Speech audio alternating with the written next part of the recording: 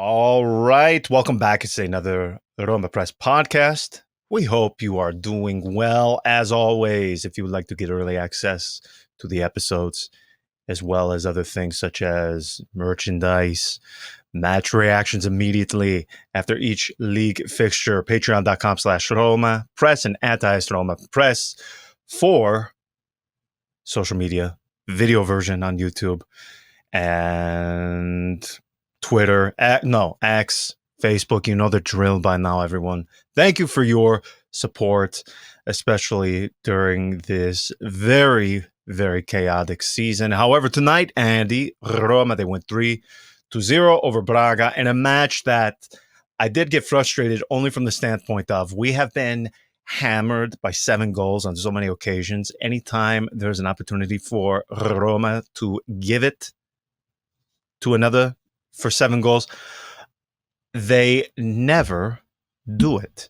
Do you remember the last time they had like a absurdly high scoring output? Well, Can you the recall the match? Empoli Yes. with Mourinho. But on the other hand, John, I also remember what took place after that game, when we thought that the team was on the up and up, and yes. then everything sort of started to fall apart already then and there. So perhaps it's for the best that we don't get crazy, and perhaps it's for the best that we get a sort of a reasonable scoreline that shows that there is still a lot of work to do, that there is still a lot of work to do specifically in serving Artem Dovbyk, who, poor guy, today, I thought he was lonelier than I am on a Friday night, so that's saying a lot. I'm just saying. Whoa. So yeah, no, we're not going to go into that territory, but I'm just saying that this scoreline, 3-0, Braga down to 10 men. It's not like Fiorentina tonight who wins 7-0. You don't get the impression, oh, that, my God, this team is unstoppable. No, this team, once again, did under Ranieri what they were always supposed to do. Their job. This is tonight at the Olímpico against the Portuguese side that comes in on the Europa League on Thursday night. They're what this. I think this is the second time that they've been to the Olímpico, because we faced them when Fonseca was Correct, was on the bench. So clearly, we were once again called upon to deliver, and tonight we delivered, mind you. Again, under the circumstances that Roma have been functioning in. So with all their limitations, tonight's scoreline reflects that, I think, in a realistic manner. We're not getting out of hand. We're not thinking, oh my God, these guys, they're the Avengers. These guys are unstoppable. Who's gonna stop them? Which seems to be said by the Italian media about every single Italian team that does well on the weekend or in the midweek. Like, yesterday, you have Juventus who beat Manchester City, and all of a sudden the narrative from Juve that were underachieving under Thiago Motta by drawing basically every single match, now they are the team to beat. So thankfully, Roma do not put themselves in that discussion, because there's nothing to cheer about. There's something to be happy about, but tonight is reasonable. Tonight, Roma do a job well done. It is a job well done.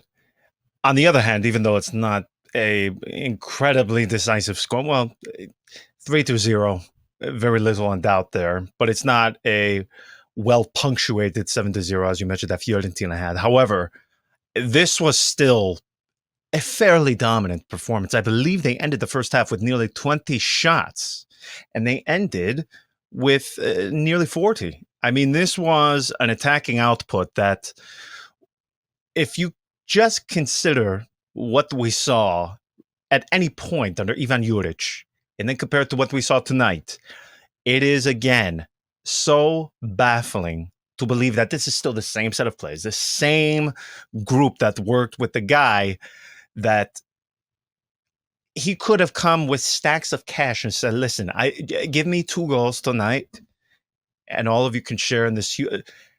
I don't know if there was any bribe in the world that would have gotten those guys to be able to score 2 goals under Ivan Juric. And yet tonight, they easily could have had double what they had. I think they ended with nearly 20 on goal, 20 shots on goal. Their XG over 3.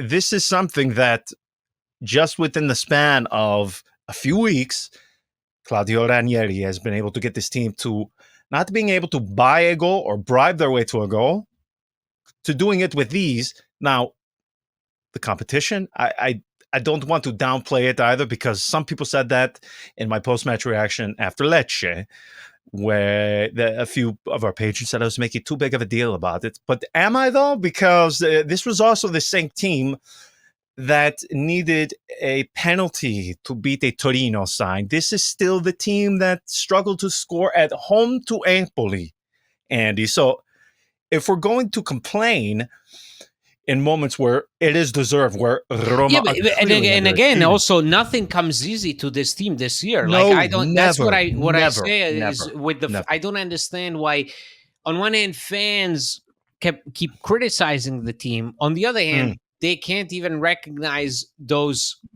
those glimmers of positive that they're showing. Yes, And right now they're yes. showing that, as in right now they're doing what they're supposed to be doing. So why not recognize that, knowing how hard it's been for them? These guys haven't been losing on purpose. These guys were losing because they were not a team. So everything that we've seen so far, all those performances against Napoli, Spurs, Atalanta, Lecce, nothing came easy to this team. Nothing is coming easy to this team. They have to basically build up from scratch. Following the sacking of De Rossi and Juric, what were we left with after Fiorentina beat us 5-1? What were we left with after the draw against Saint-Gilloise in Brussels? Like, what are we talking about? This team hadn't given us anything to think that they could do something, and right now they're actually doing something. It may not be a great feat to expect them to perform against Lecce and Braga at home, but far from granted given where we were just a few weeks ago. When you look at just the difference in attacking movement, in action, this is where I think Ranieri has made the biggest strides with this team in a very short time. That's the other portion of this too.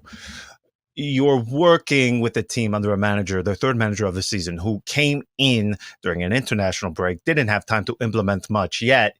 When you look just statistically over the last week, their attacking output. Now, again, I'm not going to pretend that they did this against Juve, but still, when you're struggling against the likes of Empoli, Genoa, Genoa you drew against, why are we not to make a big deal, or at least give praise to them when they are able to do this against Lecce, Braga? It doesn't matter if you were struggling against everybody.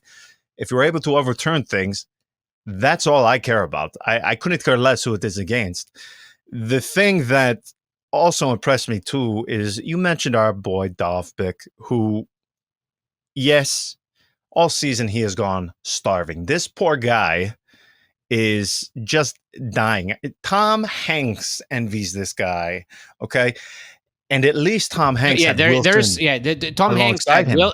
he had Wilson, he had crabs, he had sunshine, he had warm weather, he could sleep under the open sky. What does Dovbyk have?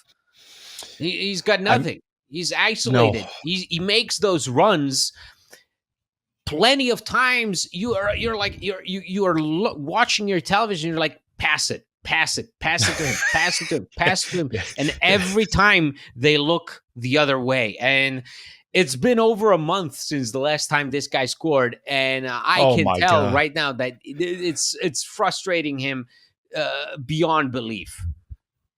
That is fair. Now, the one thing in fairness, though, that we did complain about is he was the only one who could find the back of the net for the first 3 months of the season. The only one. You were getting nothing from anybody else. And I would say, without doubt, the biggest and most eye-opening portion of what we've seen in this brief time under Ranieri is who is scoring the goals.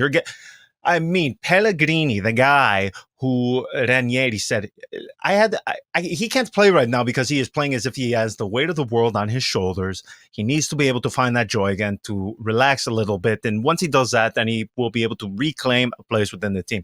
He scores within the first 10 minutes.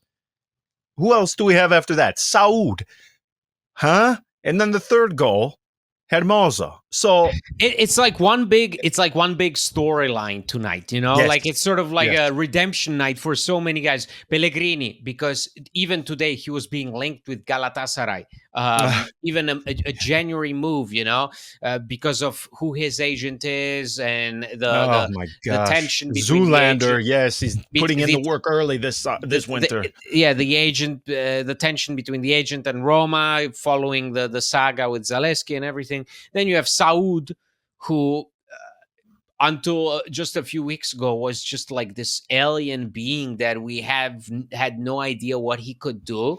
I think we had seen like maybe 20 minutes of him, something like that.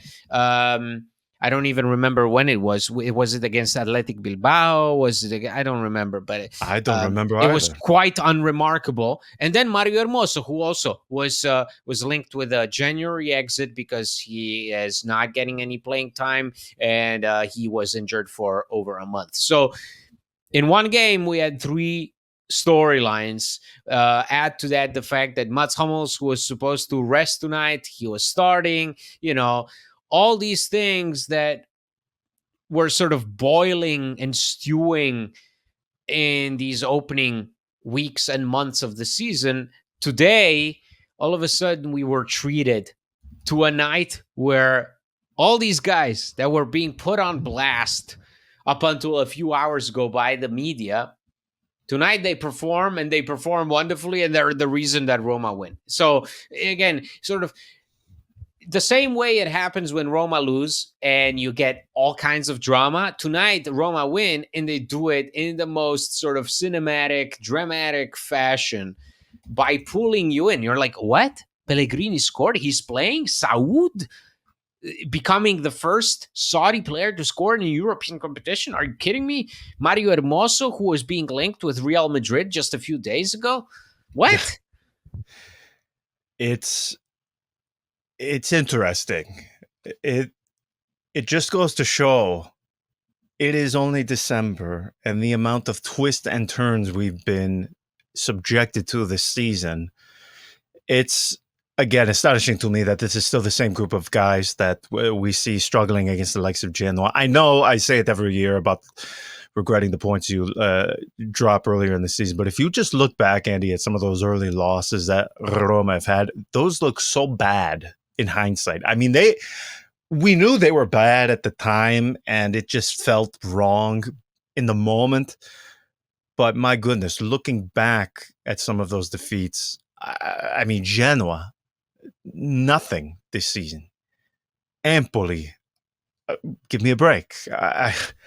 Maybe the only one that Roma can exit with some dignity from still is what? Inter? Is that it? Atalanta, maybe? I don't know. But you just look at what we've seen in recent weeks and compare it to tonight, and it's, again, just so confusing that you can get this sort of performance of result from this group, which is also the same one that in your home opening match at home to Empoli of the new season, you look flat, dejected. On the night that Paulo Dybala announced Yes, that he was staying. Yes. So, How do you not get up for that? You look uninspired. You look tired. I cannot. yeah. And it just goes to show, again, at Roma, I think you published a story some weeks ago about how Roma got their new team psychologist or mental coach. Can you think? Do you think the Premier League? I was on an Everton podcast earlier today. Do you think the Everton supporters know who their team's mental coach or psychologist is? And the guy No. the guy left. The guy's contract wasn't renewed, so that was made it even more comical. Is that they hired him, gave him a temporary trial run of 20 days, and then after 20 days, the Friedkins were like, "Yeah, it's clearly not working." What did that guy back to see? England. Well, what did he see that clearly that led Roma to say no? This is not going to work. I don't know, but he managed to get one photo taken of him during the match against Bologna. So there's one one piece of evidence that this guy was actually hired by Roma on a temporary basis, and the look of pure dread, pure shock, almost as if he had been pulled out of a battle in Da Nang in Vietnam in 1967. That was his look. It's just incredible. But again, they at least show they're able to do something from this, which is why when they have those performances as they did earlier in the season, it just frustrates you to no end. As far as the attack goes, because there is one or two more names I want to touch on. Sule, who is not getting credit on the goal of Saud, that little touch he had. I want to give him his due. I don't know what to make of him.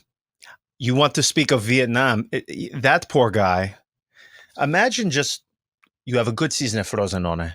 Yeah, you have to play under Eusebio Di Francesco, but you end up being their leading scorer, and you are the only reason, essentially, because there was no attacking help outside of him. You are the reason why on the final day they were not 11 goals and 3 assists. Yeah, yes, 11 goals and 3 assists. You were the sole player who kept them in Serie A above safety until the final moments. The only one. And again, you had to play under Eusebio Di Francesco, which in and of itself is punishment enough. You're going to leave Juventus. In fact, they tell you before the season even ends, listen, don't get comfortable. Just pack lightly. Don't bring your entire luggage back to Torino. Just bring some things to get through a few weeks, because they're going to monetize him. And you go the entire summer being pursued, several clubs, both in Serie A and abroad. And you have Daniele De Rossi, who, by the way, not only speaks Spanish, any Spanish speakers know different dialects, forms of Spanish spoken in different countries. De Rossi speaks, because we know he was at Boca Juniors for, 12 seasons? Oh, no, 12 months? No, 5 months. Okay, yeah, 5 months. Yeah. He's able to speak in this perfect dialect of Spanish all summer to Sule. And within the 2 weeks, you come, you find it, you get the deal done with Roma, you come to a huge affair. Remember what he was greeted with at the airport? That was madness. And within about 2.5 weeks, all of that goes down the toilet into the bin. And that poor guy under Juric was never going to be a good fit. And now under Ranieri, it seems that Ranieri has gone out of his way to say, hey, this is somebody we're going to rely on now and into the future. He is very important for us, almost as a way to reassure him, but also to make it clear that you can't expect too much. We can't put the weight of the world on him. Let's give him some time. He is a tough one to crack or to get a grasp on, because part of me wants to say he has to be pressing. The other part of me says, wow, you want to speak of for a young player, a tumultuous way to begin life at a new big club where you're not just a name, you're going to be one of the faces that you are among the most spoken of. You're now one of the biggest transfers of the summer, and you are going to be relied upon heavily.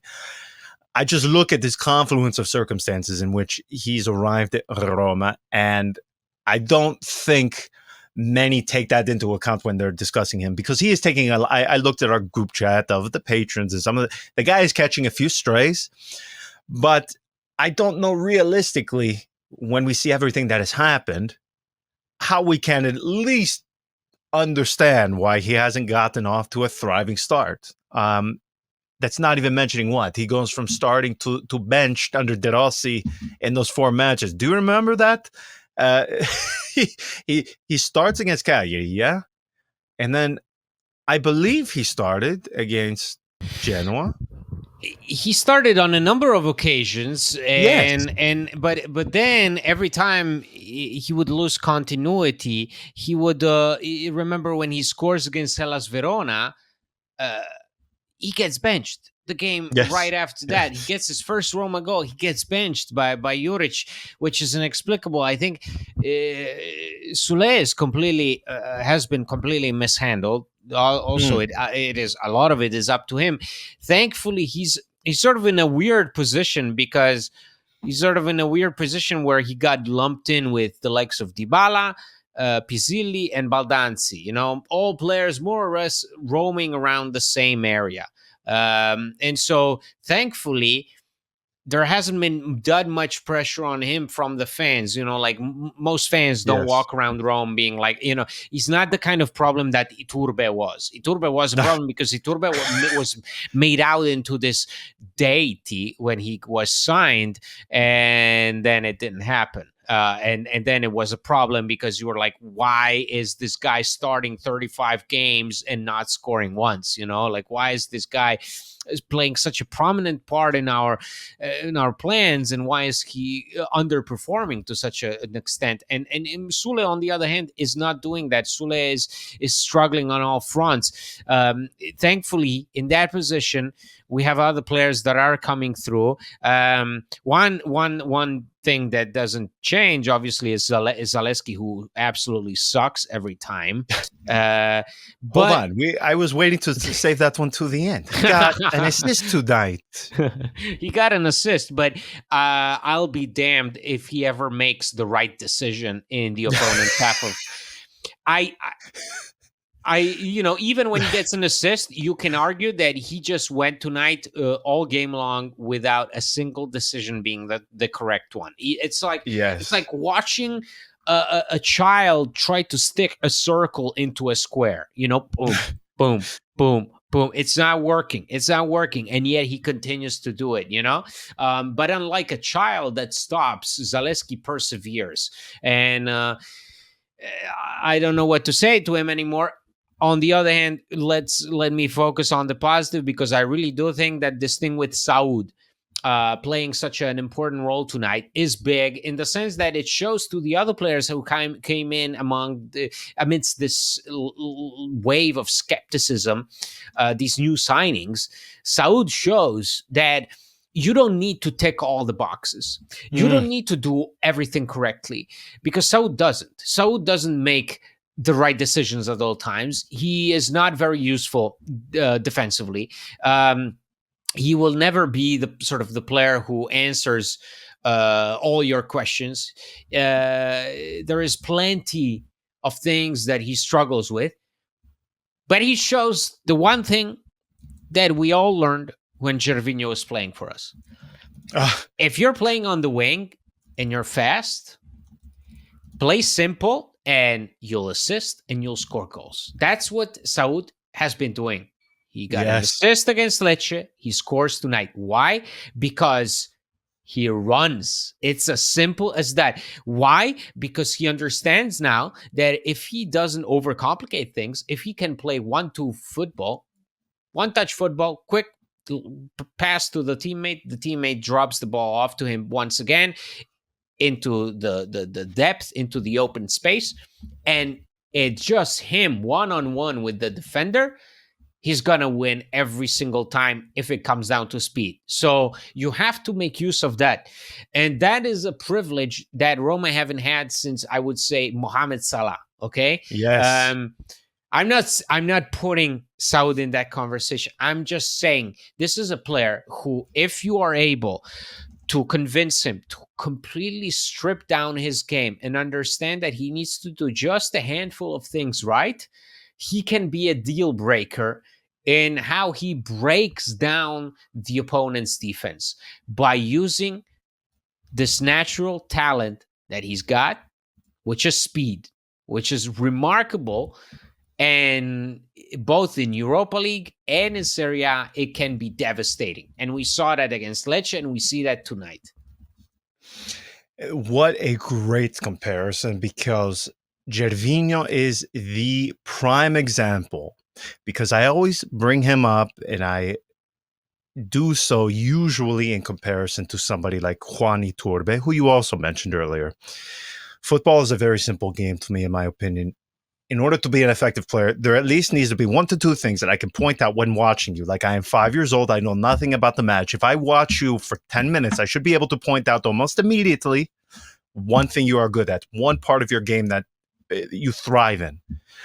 Zalewski, nothing. There is nothing. There is nothing. That is the exact same line of argument I used with Florenzi, who, as a fullback, could neither defend, attack, pass, have any positional awareness about him. And Zalewski is exactly the same. Now, when it comes to Gervinho, there's that saying, keep it simple, stupid. Do you remember how fun it was when Roma would just thump the ball forward to that guy? They wouldn't ask him to come back. They wouldn't ask him to be, you need to come back in defense. You need to be here. You just watch that beautiful hairline Oh, recede time and time again as he galloped down that flank. When you saw that hairline just pull from his skull, you knew that he was onto something. It was so elementary, the level in which they handled him. And it was so easy to see how he thrived. It was so, hey, Totti, Pjanic, just thump the ball forward to that guy. He's very fast. Just thump it forward. He'll probably beat out all the defenders. You are spot on. That is how Saud should be playing. Now, thankfully, when you play 3 at the back, there is obviously going to be less of a defensive burden on him to do so. And this is a perfect position for him to thrive, particularly when you have Zeki Salik as the primary competition, a guy who is getting to the point where I do not know what he thrives at anymore. Juani Turbe, at one point, I think Zeki Salik is one of the unluckiest players that I've seen in recent years at Roma. Anytime he's got a good spell, it never comes when Roma are having a good spell. Whenever he has a good performance, it's very momentary and it gets shut down either by an injury or an unfortunate episode where he concedes or leads to a goal. It's just it's every time that's what happens. Yes, that is why that performance in Milan, he might as well put that right next to the league trophy that he won with Lille. I mean, that is something that I will not let anybody forget, because when you see him making mistake after mistake, which the problem with him are his mistakes are so subtle at times. They look subtle, but in the end, Roma ultimately pay in the form of whether it's an own goal or somebody just makes a move past him and he looks the fool. I feel bad for him in that regard. But when it comes to like Zalewski versus Saud, Zalewski has that Juani Turbe sort of air about him, also in the sense of remembering Turbe, the level of promise that was around the guy, because you got hoodwinked very early on. Do we remember, again, I will never forget the match, CSKA Moscow in the Champions League, where he scores that, I believe he scored the second goal, either the first or the second goal in the match, and he does that great celebration. And it's like, oh my gosh, we have something here. It wasn't all the previous season. It wasn't all about that 49-year-old Luca Toni still having a bit of magic in his boots that allowed him to score those goals. It was this kid too. He had something to do with it. And then within about 3 months, we saw, oh gosh, he has nothing. He stinks. And with Zalewski, we did get hoodwinked very early on. I know we like to make fun of him. Do you remember how early on, how relatively promising he was? Very early in that, I will never forget. Do you remember that early part under Jose Mourinho when he started to utilize him, and it just seemed like out of nowhere he popped on, popped onto the scene and made his way into the team, and he went from somebody hardly ever discussed to somebody, oh wow, no Spinazzola, thank goodness we have Zalewski. And he had a very brief yet bright period, and then after that, here was this Primavera kid out of nowhere who was coming through for this team on the biggest stage. At a moment where Roma were really in the Conference League fight. Yes, and he was filling a role that Roma never had continuity in. You had, again, bright periods with Spinazzola when he was available, but he was never consistently at your disposal. So to have somebody who was able to fill that role... And let's forget about Matias Vigna. I see that we've all completed. Okay, I'm That not gonna. actually happened too. You remember that World Cup? I think he had 2 good matches, and then he Yeah, just yeah. He's in Brazil. He's in Brazil. yes, He's having a he good is. time. With Gerson, no? Aren't they on the same? Or are they not on the same But team? I didn't Gerson have like some medical health Oh, scare or something? Didn't he have oh, like I a don't know. stroke or something? Yeah. I Wow, this perhaps. went really dark really Yeah, quickly. hold on. This Okay, went really folks. dark because you're getting me into the thing of him taking Oh, the oh the goodness. photo of the shirt with Totti on it, and then Yeah, yeah, yeah. No, no, it no, goes to no. about Okay, 25 different things. okay. But with Saúl, this is how when you have guys like him, an unknown Yes. quantity who comes into your team. He's young. Okay, you do not give him an expansive role or And also expansive he's duties coming within the from a team. completely different reality, like there's the kind Yes, of pressure yes, this guy's got. I mean, we don't know, but this guy's got an entire nation sitting on his back because he's the yes, first Saudi player in Serie yes, A. He's the first, as we see today, he's the first Saudi player to score in the European competition. I mean, huge. And yet he's a key player for the national team. And yet, so far, what had he done for Roma? 20 odd minutes against Athletic Bilbao, and and then being ridiculed right after the match because of that. yes. It's very simple, this game sometimes, where you just put your guys in positions to thrive and allow them to Exactly. do the things they're good at. And Really, going back to Sule, that's the issue of Sule, John. Sule was with Juric. The matter was, what does Juric want him to do? Kind of like with Dybala. And if Dybala, a veteran, struggled with Juric's demands, it was bound to happen to Matias Sule as well. Here you have a young kid who came through for Frosinone. What the hell are you asking of him, and how can he fulfill that at this time that is difficult for the entire team? Saud proves that you just have to do 2 plus 2. That's all you need to do sometimes, and that sometimes makes a world of difference. Tonight, you have the edge because Saud is there. As funny as it sounds, that's where the edge is, And for so long, Roma have sort of omitted these positions. Roma so many times seem to have forgotten what it was all about. That football sometimes really is about getting the simple stuff out of the way. So many times they had players at their disposal and they wouldn't make use of them, and you'd be like, God damn it, why aren't we making use of this? Why aren't we relying on set pieces more? Why aren't we relying on headers? Why, if we have this guy here, if we have that guy there? Saud reminds you that, hey, wingers have a very simple task. If you yes. make it simple enough for them, they have more freedom in going forward. Look at Zaleski. He's emblematic of what happens when someone overcomplicates things, overthinks things, and gets it all wrong, and then gets lost along the way. Oh, I thought you were Saud going to is say that's what happens when somebody sucks as a well, football. no, You but were but kinder than I would have. sure, but exactly. Well, I said it before. It sucks, but Saud is. It just reminds me of that video that Luciano Spalletti. Remember when he sort of showed up at a press conference and he pulled the video of Mohamed Salah, Yes. against the Chievo Verona, I think it was, and he said the movimenti corretti, Yeah. the correct movements. His whole like he brought a laser, he brought a screen, and he showed the journalists what Salah impressed him with, and he just underlined what he impressed him with was not goal scoring ability, it was not intelligence, it was the simple movements, the pace that allows those movements to happen on the pitch, how he reads the action correctly thanks to his speed. And we know the Salah that we knew at Roma was in good part, he was still not the Salah that we saw at Liverpool, who was a fully realized player. He was still just getting started, given that he went on to become a Ballon d'Or nominee. With Roma, it was all about speed. Sometimes it's crucial not to overcomplicate things.